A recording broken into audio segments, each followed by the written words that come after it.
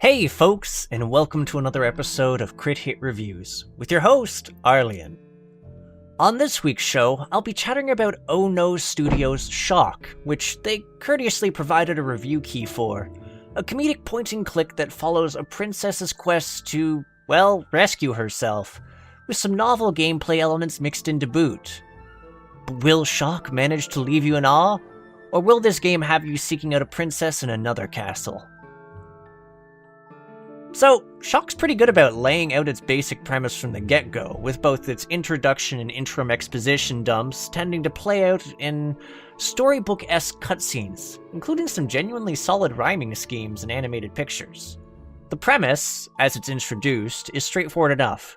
A princess is left home alone with an ambitious, read evil, wizard, and finds themselves locked away in a dungeon as he makes a grab for power.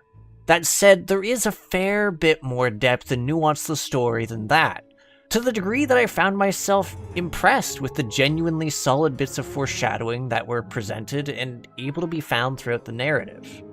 That said, it's not only the overall plot structure that I found solid.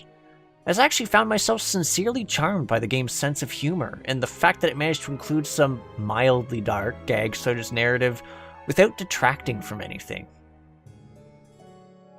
When it comes to the actual game, Tsioque is a fairly solid point-and-click adventure, and it's fairly nice with its mechanical aspects, from the inability to actually get stuck, the fact that it hints at what items are interactable by having them shine, or an overall animated appearance and indications from the cursor.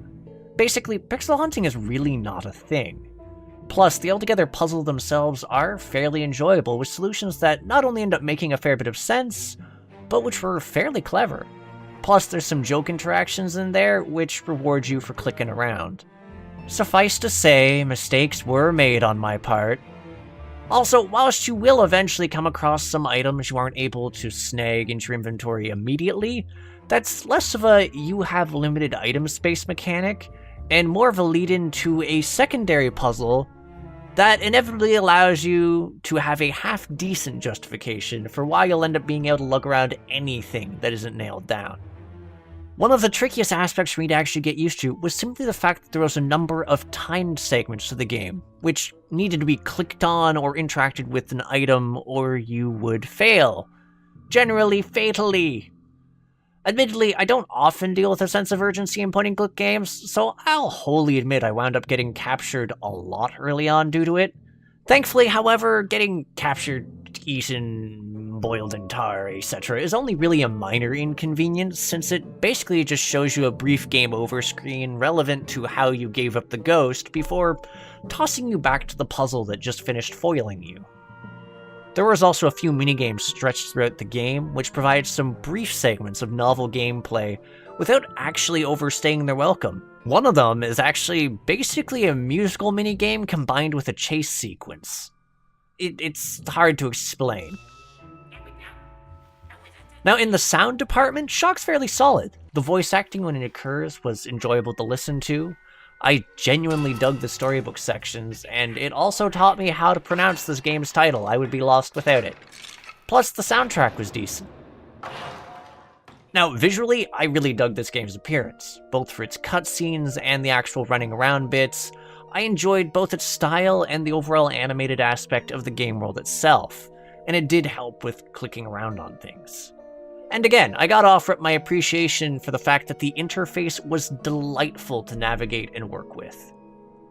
So, overall, I definitely enjoyed my time with Tsioque. It was fun, had its distinctly clever moments, and I never really came across a moment where I felt the game was unfair or overstayed its welcome. I also found that the moments where it introduces bits of novel gameplay to the mix ended up actually feeling pretty enjoyable and solid.